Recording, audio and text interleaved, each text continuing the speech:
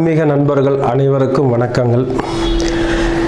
இன்றைக்கி எதை பற்றி பார்க்க போகிறோம்னா, இந்த புரட்டாசி மாதத்தில்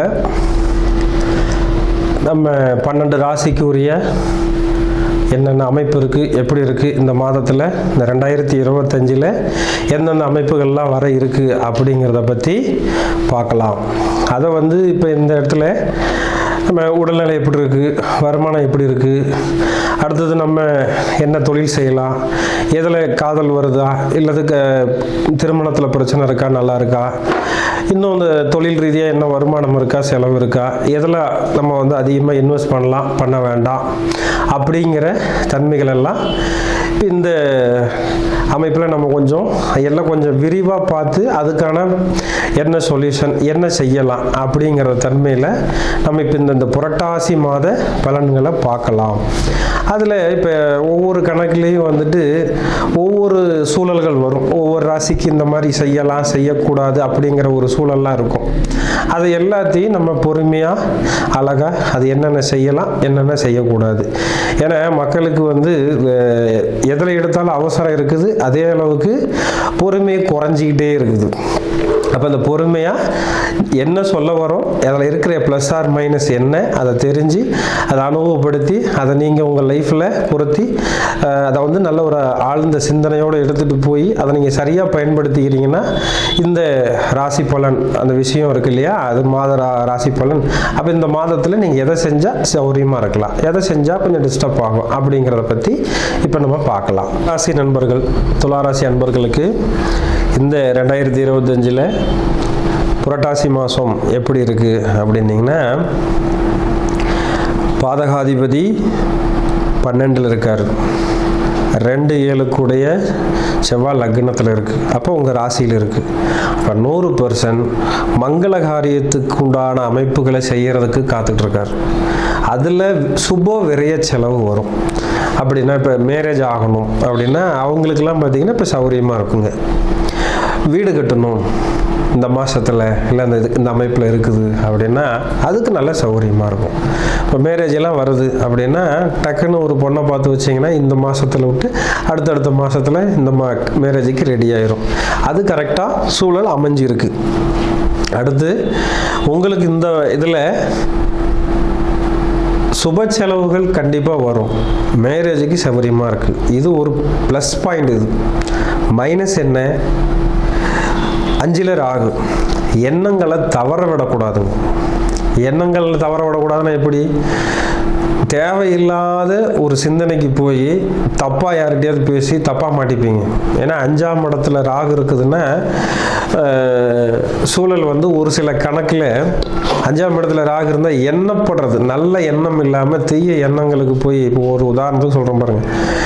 ஒருத்தர் நண்பராக இருக்கிறாரு, அவர்கிட்ட நல்லா பேசுவோம், ஆனால் அவர் வருவார் தப்பாக இவன் பேசிட்டாரு அப்படின்னு சொல்லி நம்ம மேலே தப்பான ஒரு சூழலை கணக்கு காட்டிடுவாங்க.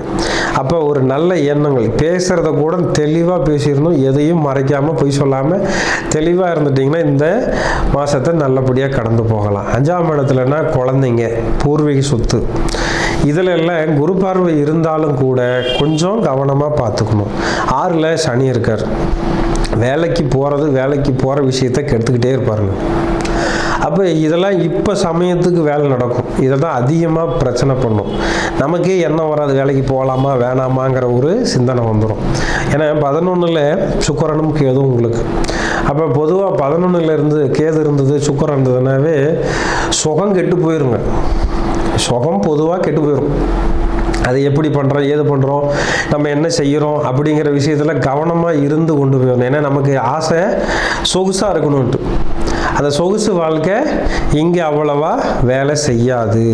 அப்போ அதை கொஞ்சம் நீங்கள் கஷ்டப்பட்டு அடுத்தடுத்து கொண்டு வந்துட்டிங்கன்னா நல்ல ரிஸ்க் இல்லாமல் ஒரு சூழலை கொண்டு வந்துடலாம். பொதுவாக இங்கே அப்பாஸ்தானத்தில் போய் குரு இருக்கார்.